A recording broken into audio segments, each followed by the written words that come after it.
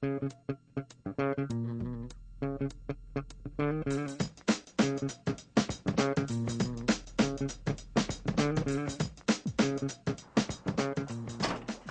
day, my name is Steve Williams and I work for Totem Building Supplies. We're here today to talk about a construction of a garage. When your delivery arrives from Totem, the Totem driver needs adequate space to unload the materials for your garage other than on your pad.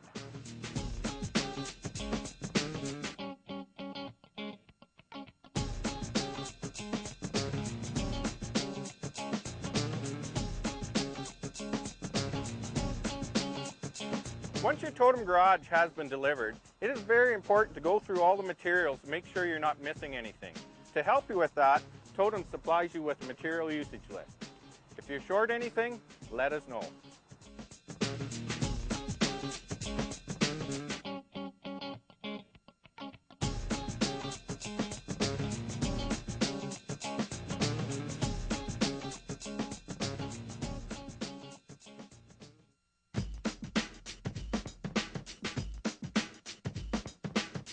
Your typical garage is made up of 2x4 construction, 8-foot high walls.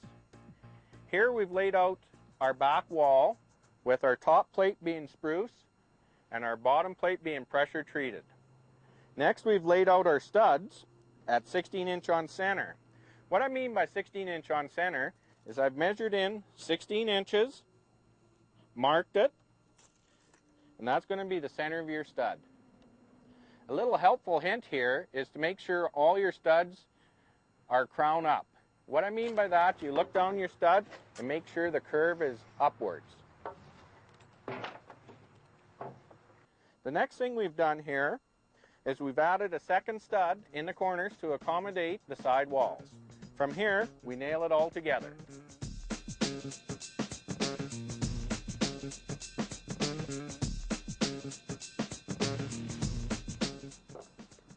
Our next step is to attach our second top plate. Our second top plate has to be cut back 3.5 inches on each corner.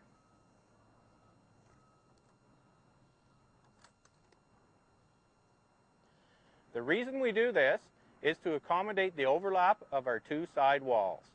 At this point, it's very important to make sure that you stagger your joints from your first plate to your second plate. To square our wall, what we do is we take our tape measure from our corner, 8 foot down our bottom plate, and make a mark. And we take our tape measure down 6 foot from our corner of our bottom plate, down 6 foot on our stud. Then we take our tape measure again, measure on the 8 foot point down to the 6 foot point, and it should be 10 feet. If it's not 10 feet, we can tap it into alignment. Now that we have our wall squared, it's time to put our sheathing on. Our first sheet is laid horizontally along the bottom of our wall. We must make sure that it's flush with our outside wall and our bottom plate. From here, we would nail it into position and then continue on down the wall until we get to the last piece. The last piece has to be cut flush with the last stud. From there, we go to our second row. Our second row, our first sheet is cut to 48 inches. This is to stagger the joints, to make it a stronger wall. Before we nail it into position, it's important to leave a nail width space at the bottom side of the plywood to allow for expansion. Then we can continue with our second row.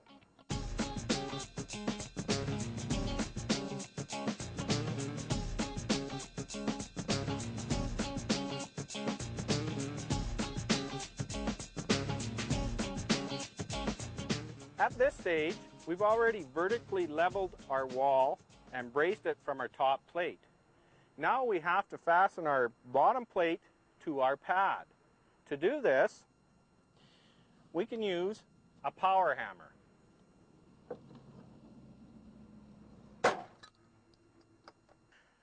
Constructing of the sidewall is very similar to the construction of the end wall. The one difference I'm going to tell you about is when we're laying out our 16-inch on centers for our studs. We do not measure from the end of our base plate. We actually measure from the back side of our back wall stud. We measure out 16 inches, mark it, and that becomes our starting point for our 16-inch on centers, which we continue on down the base plate. When choosing your window location and your door location on your sidewall, it's very important to install a 2x8 lintel over your window and door. This 2x8 lintel has to be framed flush with the outside wall. On each side of this 2x8 lintel, there's a stud. And on the inside of this stud is a cripple, which mounts up underneath the 2x8 lintel. Also on a window, there's a sill plate. Once we have the sill plate, the lintel and the cripples all into place, this center portion becomes a rough opening for our window. In the case of a door, you'll notice the sill plate is not there. When installing your second top plate on the sidewall, we're going to start on the end that's closest to the overhead door. Just like the back wall, we're going to measure in 3.5 inches. That is where your second top plate is going to start. The only difference on this side wall is the back end, the second top plate is going to overhang by 3.5 inches.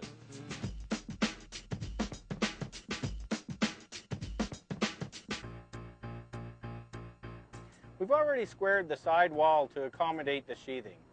The only difference from the back wall to the side wall is we have to overhang the first sheet 3.5 inches to accommodate the back wall.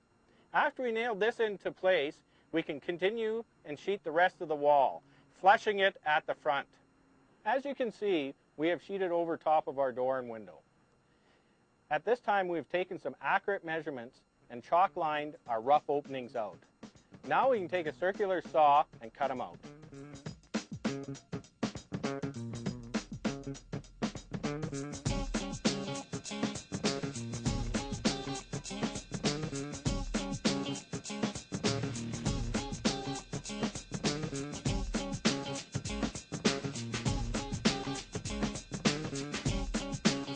We're about to slide the sidewall into the back wall. You know now why we have left a 3.5 inch overhang on the side wall. It's to tie the side wall and the back wall together. Now that we have leveled our side wall, braced our top, anchored our bottom into our pad, take what you've learned and build your next side wall.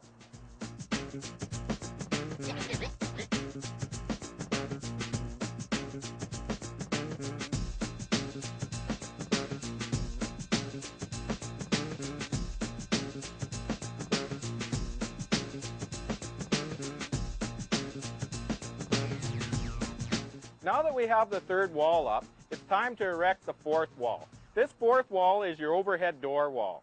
It's a little bit different than the other three walls.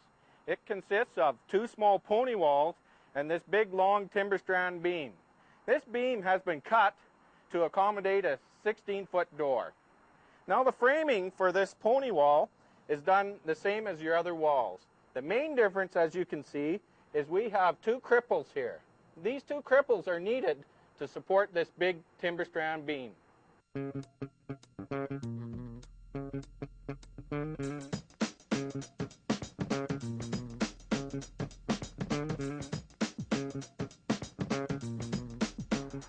Now that we've anchored the two pony walls into the pad, it's time to install the beam.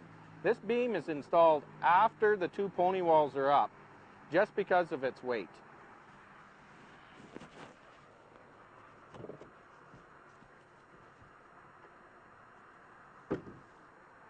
We're now ready to install the second plate on the overhead door wall.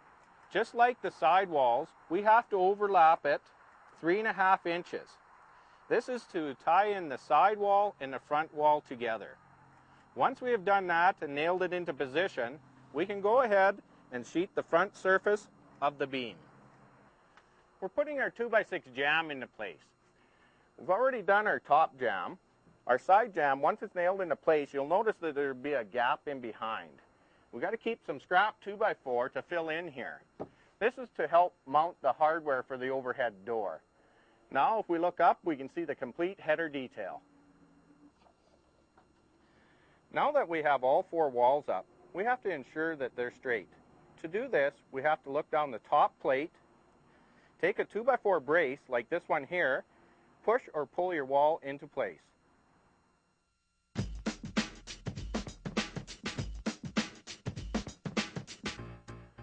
We're going to make our gable end truss. The first step of our gable end truss is to sheathe it. To do this, we're going to start in the center of the truss, making sure that we overhang it by 3/4 of an inch. This is to tie it into the end walls. Once we've done that, we're going to nail it into place. Then we're going to snap a chalk line for a cutting guide. We have one already pre-done here. Once it's nailed into place, we're going to notch the top of the truss for a later step. We have to make sure we save our scrap sheathing to fill in the end of a truss with. Once we've done that, we can lift our truss up on top, center it, and nail it into place.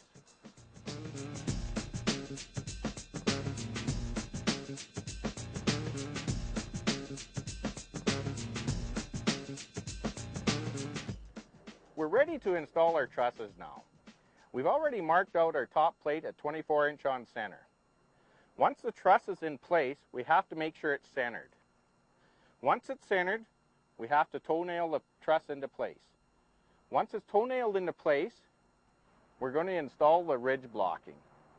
Once the ridge blocking is in place, we're going to repeat this process the rest of the way down the wall.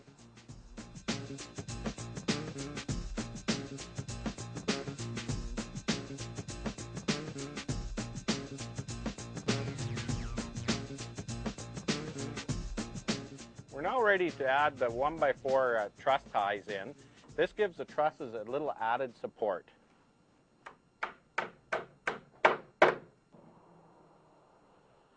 This is where our notches come into play that we talked about earlier. They're to install the 2x4 lookout. The lookout is attached to the first truss end, then to the end truss. From there, we have to attach our 2x6 overhang rafter. What we're doing now is installing our 2x6 subfascia. To do that, we take our square, set it on top of our truss. Then we take our 2x6 subfascia and just run it up and touch the square. There we nail it into place. Now what we want to do is look down the 2x6 subfascia to see how straight it is. To fix that, what we do is either tap it in or tap it out. When installing our roof sheathing, what we first want to do is measure up 4 feet on our overhang rafter. Snap a chalk line, and this becomes our guide for our first row. Our first sheet starts in the center of our 4th truss and runs out towards our overhang rafter. This is to ensure that the rest of our sheets line up properly. Before we move on to our second row, we have to install our plywood clips, which goes in the center of the trusses. Our second row starts with a full sheet on the second truss end. This is to ensure the proper staggering. Once we have done that, we can finish sheathing our roof.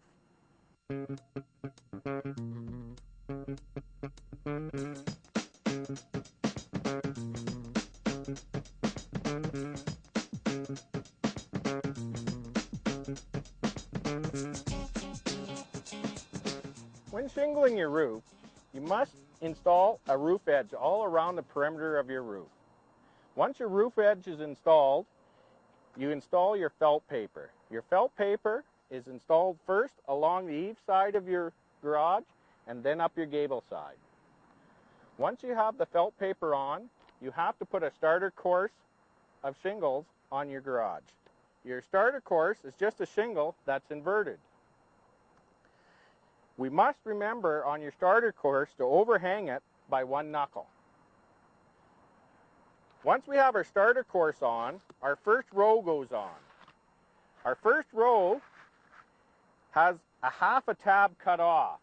This is to ensure that we have the proper staggering of our joints. On our second row, we have a special little tab here that ensures us that we have the proper spacing. From here, we can just continue up shingling your roof. Now we're ready to finish off our peak. To finish off our peak, we take our last row and wrap it right around and nail it down, just like we have here. From there, we want to make some ridge caps. To do that, we take a shingle and cut a tab off. Once you have your tab cut off, you want to make sure you cut off the back end of your shingle.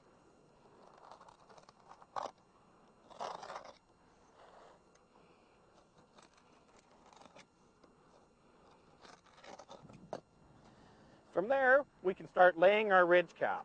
To do this, we set one into place, making sure we even out on each side. Once we have it in place, we can nail it down.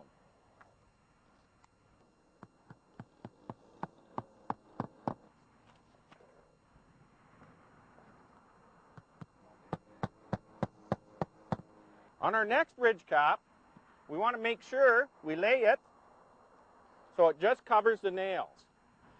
When laying your ridge cap, you want to make sure you go from south to north, east to west, because that's the way the most winds come from.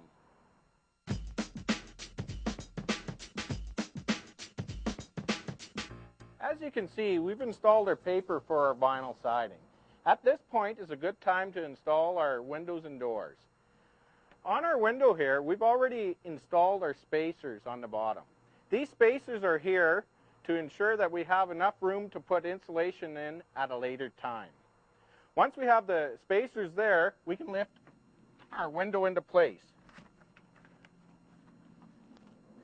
Once our window's into place, we can nail it in with a roofing nail.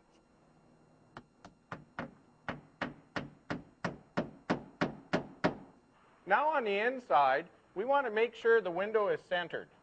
Once we have done that, we can go on the outside and finish nailing the window into place. When hanging a pre-hung door, the first thing you want to do is cut out your bottom plate. Once you've cut your bottom plate out, you want to place some shim material all around your door.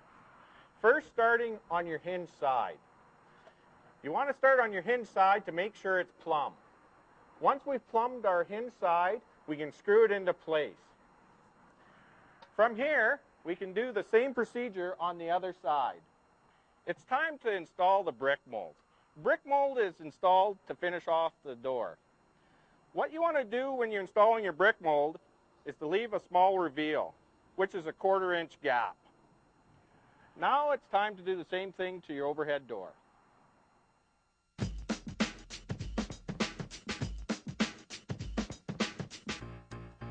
Once we've blocked off our gable ends, we can install our soffit and fascia.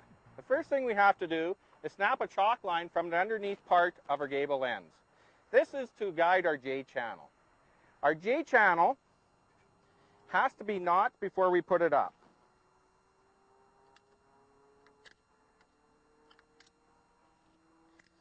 This notch becomes our nailing flange to install our J-channel. Our J-channel is here to support our soffit. Soffit comes in long lengths, but it's not installed in long lengths. It is cut. To find out what that is, we have to measure from our under part of our overhang to our garage. When installing soffit, what you want to do is install it into the J-channel and slide it into the previous soffit. From there, we nail it into place. Now, we want to install our fascia. Our fascia is installed by overlapping the previous one and sliding it up underneath the roof edge. Once we have done that, we can nail it into place. In a totem garage, vinyl siding is an option. When vinyl siding, the first thing you want to do is put your trims on. Your trims consist of an outside corner, a J-trim, a sill trim, a drip cap, and a starter strip. The first thing you want to install are your four corners. We want to make sure these corners are installed plumb. The next thing we want to do is install our J-trim on our vertical sides of our doors. Once we've done that, we can install our starter strip. We install our starter strip all along the base of our garage, ensuring that we do not overlap it or overlapping the other trims. Once we have the starter strip into place, we can start to side. When measuring for vinyl siding, we want to make sure we measure from the inside of our trims, take that measurement, back it off a 1/4 inch on each side, and cut it. This is to allow for expansion and contraction. Once we have cut it, we can snap it into place. To do that, we insert it into our trims. Slide it down past our starter strip, pulling it back up, locking it into place, just snugging it. Now we can nail it. When we're nailing it, we're nailing in the center of our grooves. And we're not nailing it tight. This is so the siding can expand and contract easily. Now we're ready to put our second layer on. We do it the same way as the first, snapping it into our trims, sliding it down over our first row, pulling it back up, locking it into place. Now we can nail it in. From here, we can continue right up siding. When vinyl siding around your window, what you want to do is put your J-trims around. First, installing the vertical edges. After that, we want to install our drip cap on the top. Once our drip cap is in place, we install our top J-trim. Once we have that into place, we can start to vinyl side around our window. When we're vinyl siding up to our window, we have to remember to measure to the inside of our trims, back it off a 1/4 inch. This is to allow for expansion and contraction. Just like we did on the sides, we're going to do the same coming up to the bottom of the window. We're going to measure from the bottom of this lip to the inside of our trim, backing it off a 1/4 inch. Now, vinyl siding your walls, the siding doesn't fit perfectly. When you're overlapping your siding, you want to start from the back, work to the front. You want to take your siding,